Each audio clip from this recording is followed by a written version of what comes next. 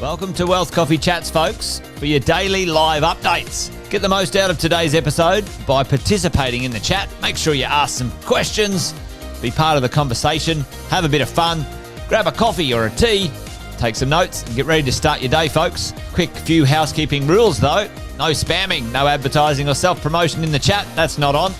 Be kind and respectful to everyone when participating. And most of all, have a good time. Real estate investing can be your biggest asset. It also can be your most expensive asset when it comes to getting it right or getting it wrong, folks.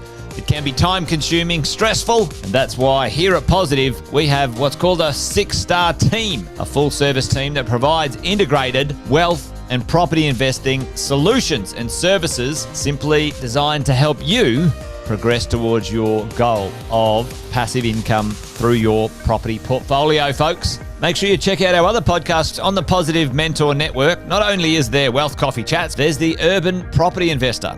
Drops every Wednesday with straight talking investing strategies and lessons with Sam Saggers. Property Investor Tales. This is where our clients, you guys, share real life stories from property investing, hosted by some of our advisors and strategists. And that's done every fortnight, dropping every Monday. Wealth, Wine and Wisdom, folks, that debriefs the week that was in the world of finance and property, hosted by yours truly, Jason Witten and Andy Fenton on Fridays. Hey, good morning, folks.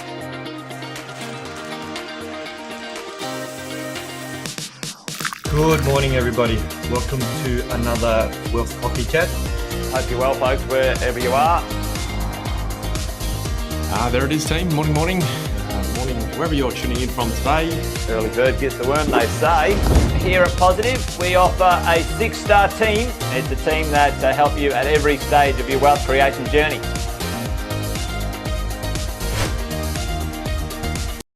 General advice disclaimer. The information provided is general in nature and does not take into account your personal objectives, financial situation, or needs. Before acting on any information, you should consider whether it is appropriate for your circumstances and seek professional advice from a licensed financial advisor. While every effort has been made to ensure the accuracy of the information, it is not guaranteed.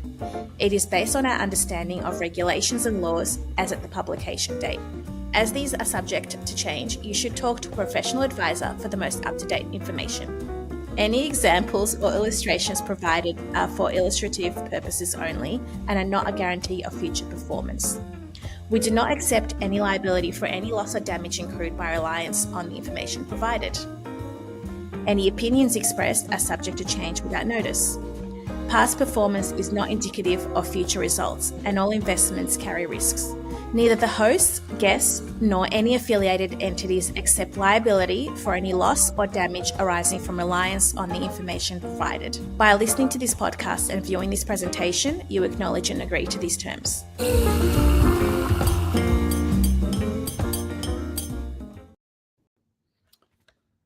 Good morning, everyone. Welcome to another episode of Wealth Coffee Chats. It's myself here, Alex, from the financial planning team. And as you can see, I'm in a slightly different setting today.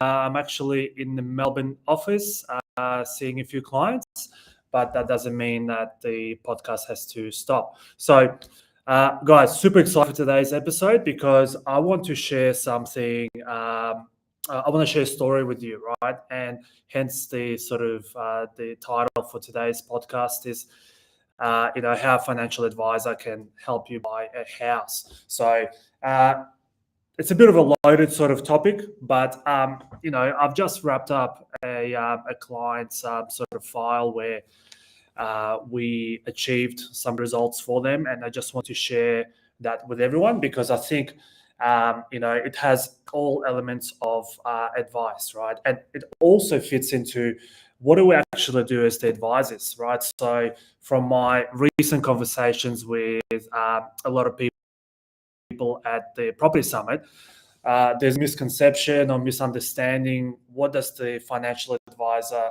do? How do we fit into the overall 6-star team?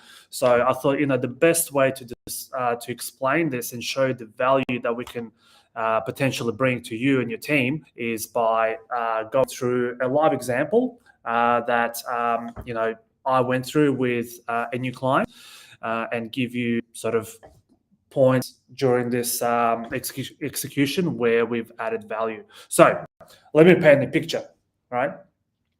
So I had a young couple come to me, sort of early to mid 30s, high income for the client, and the partner was sort of working part-time because they have a they've come to me because they couldn't really work out what to do next. So they didn't have the objective set. So we spoke about this previously. So they didn't know where to go, right? They've done some investments in the past that didn't work out, so they were kind of very disappointed with that journey. So they finally decided to actually speak to someone like myself and work out a strategy for them moving forward, right? So again, it's relatively difficult to kind of begin a conversation like that without knowing the objectives.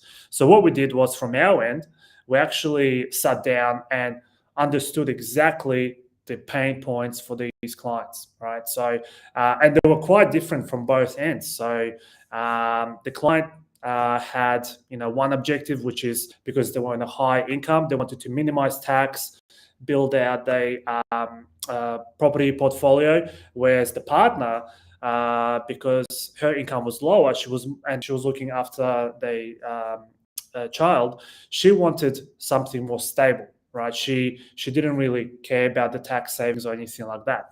So all of a sudden, right, there's a friction already in terms of the objectives for both. So going through the process, we identified that the pain point for both of them was that whilst they had some assets, so shares and investment property, they didn't actually have the principal place of residence, or PR. So with the client, his objective was, okay, I want to go and buy another property to help me with negative gearing, minimize tax, etc. Whereas the wife was, like I said, on the opposite end. So what I said to them was like, ultimately, guys, you've got a decision to make here, right? It's either lifestyle or investment, right? And the outcome of those two will be slightly different. So from our end, what we did for them, for these particular clients, we actually mapped out two different situations around if they go down the principal place of residence purchase and a second investment property purchase, right? Because on one end, it will assist quite a lot in terms of tax, and on the other end, it will provide a lifestyle asset where they can, where they can have a security of the property. No one is going to be evicting them, but it's not going to generate income or any tax benefits to them, right? So obviously, down the track, if they sold it, then no capital gains on the back of that. So, with these particular clients, what I noticed was that they had a lot of fatigue around decision making. And one thing that they told me at the beginning of our meeting, that they're very bad at making decisions, as in, they might have option A, option B, and they just cannot decide which option to go with. That was just them. And one of the things I said is that, look, what we'll do from our end, outside of just the advice, will actually keep you accountable for your actions as well, right? So we're not going to be able to make a decision for you. We'll give you all the tools required to make that decision. We'll make sure that you also you stick to it, and we execute on it at the end of the. So we went down the path of explaining everything. We've given them two different options, two different outcomes. One was investment property, great, reduced tax, extra income, but you're still renting. And the other one is you buy the principal place of residence. You've got the secure home, but the tax position is also not minimized any further.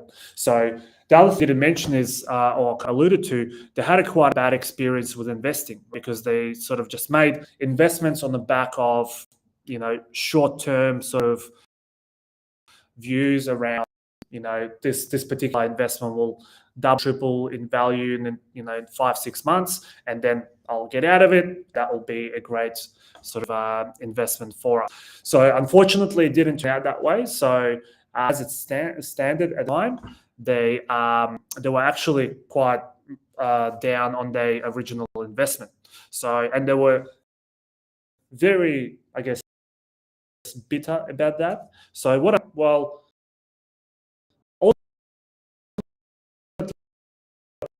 you can either dwell the things that may or may not have worked in the past, or we can utilize that to our advantage.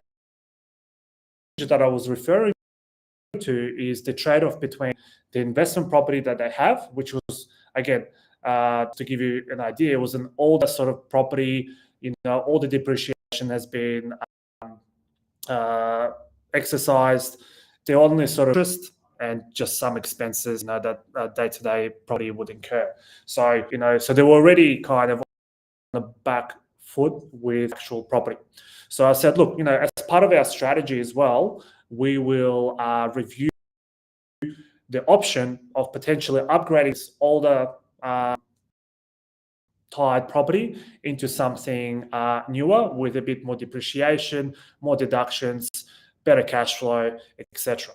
Right? So, and how we're going to do that is potentially we will losses that you have created other assets to manage gain on the property that you held for a little while. So, so already, from a financial planning side, we've given them different options around, well, option A, option B, investment property versus principal place of residence. We then also looked at refreshing their current investment strategy from old to new type of investment. So we didn't provide any property advice, right? So we are just talking from a strategic perspective around, okay, how can we elevate your position from where you are now with the resources that you have, right? So that was phase one, right? So, and again, we've given the advice. The clients were super happy. We did some other stuff on the side as well as part of the advice, not on the side, but as part of the advice. And,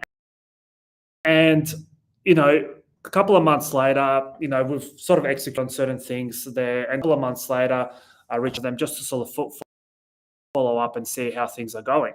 And it turned out that they kind of still decided between option A because they couldn't make a decision at the end of the strategy. So I said to them, look, guys, ultimately, you have a couple of options here. You could have invested all these funds into personal advice, and now, it's going to go sideways, or you can actually go through with what we discussed and strategies that we talked about and go out there and actually make a decision and let's make this happen.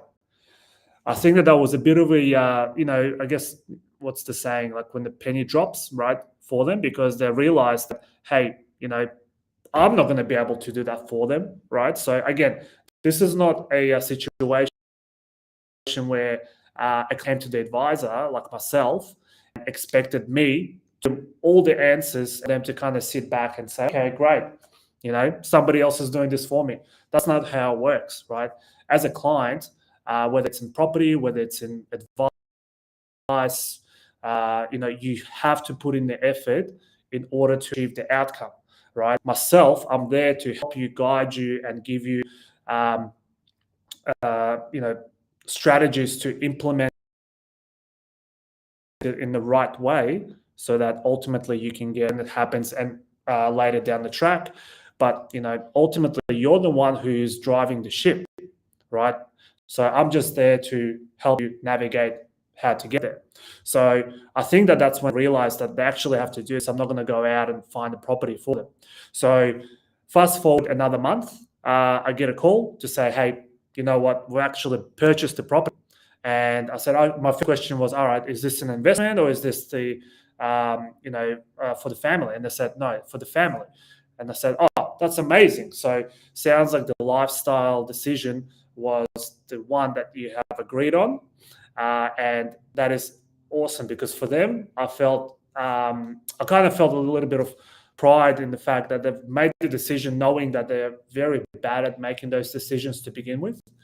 And secondly, is that now they've got a secure home for them and the family because, like I said, they do have a young child, and they were kind of getting bothered by moving around different sort of rental properties.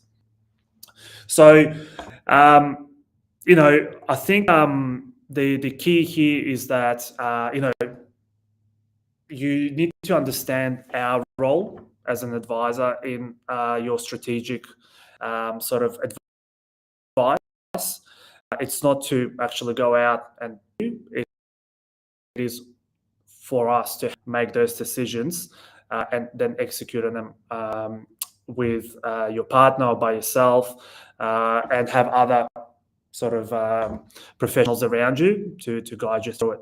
So now that they've purchased the property, we are now onto sort of phase 2 of our discussion, which is around that trade exchange of the investment property, right? Because now they've decided that, look, yes, the advice was appropriate in a way that the property is older, there's not appreciation, it has accumulated, it has grown in value over the last sort of 7 years. So it's a great opportunity for them to trade that to something newer, better income, more depreciation. So we're kind of taking a step back from, I guess, the client's initial sort of objective of, I want to minimize my tax as much as possible, to now saying, okay, well, now we've got the home secure, so that's perfect, amazing.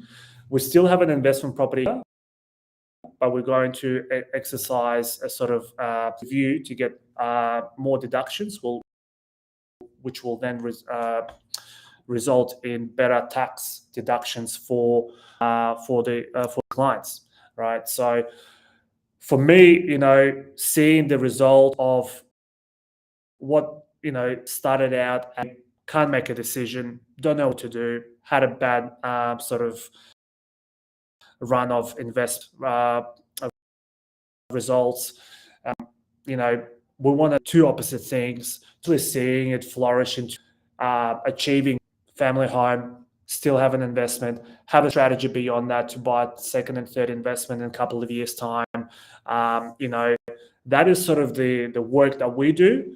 And for me personally, when coming to this, to sort of wanting to share something with you guys, I just wanted to, take a step back and not just talk about, the series and different concepts, this and that, but actually give you a live scenario as to can be achieved, what sort of advice will work with. Obviously, from my perspective, this is a very simple sort of story to tell everyone, but we deal with a much more complex stuff. But I don't know if I can fit that into 20 odd minutes in this podcast. But ultimately, from this exercise is that seek advice, and even if you don't know exactly what you want to do, work out your roadmap. Work out where you want to be in 5-10 years time, right? Lock that in. If you lock it in, that means you are invested into that process, and you're actually actioning it on the back of it. Sometimes you do need to take a step back in order to move forward. So like for these clients, for example, instead of getting a second investment property but not having a PPR, they exchanged tax benefits over lifestyle family preference, right? But I said to them, look, guys, in 2 years' time, you're going to be in a much better position if you have purchased 2 investment properties now, and then the PR, because ultimately the PR would be based on our sort of assumptions and analysis, what wasn't going to happen for sort of 5+ years, because cash flow wise, equity wise, they were not going to have a deposit in order to purchase a property. And then with the increase in property prices, it would have been much more difficult for them to to get that property purchase done, right? So, in conclusion, just think about your situation. Think about, if you're stuck, if you need advice. I will go into more details around things that we do, but from a financial planning perspective, that's the sort of work that we do at a very sort of base level. There's a lot more to it that I didn't sort of explain because I'm just trying to keep the core message here in this podcast.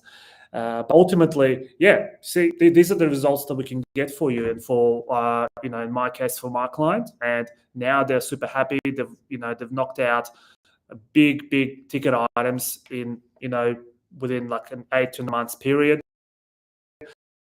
And I'm looking forward to see us and flourish, and we're working together to get them into that investment journey and acquiring more assets over the next, sort of 15, 20 years, which will then give them that flexibility at the end to choose whether they want to work, whether they want to take, step back away from work whilst having assets there to cover their financial position. This little story inspired you and made you think a little bit differently. If not, that's cool. There'll be more other stories, and we'll see what I can come up with this week. Maybe another story, be a little bit more technical stuff. Let's see how we go. Either way, let me know what topics you want me to cover. Right? If there's anything in particular, I'm happy to explore it and go in more detail around that. But I will be sharing more details around how the advice world works, who we work with, how we work with them, and what sort of results we can achieve. So for now, I hope you're having a good Thursday, and see you guys next week. See you later. Thanks for watching another episode of Wealth Coffee Chat, folks. Make sure you like, subscribe, and turn on your notifications so you never miss a thing when we go live. Improve your portfolio and investing game, folks, with Wealth Coffee Chats live every morning at 8:10 each weekday. Make sure you join us. Previous episodes are also available wherever you get your podcasts, folks, as well as our other podcasts from the 6-Star team here at positivementor.com.au.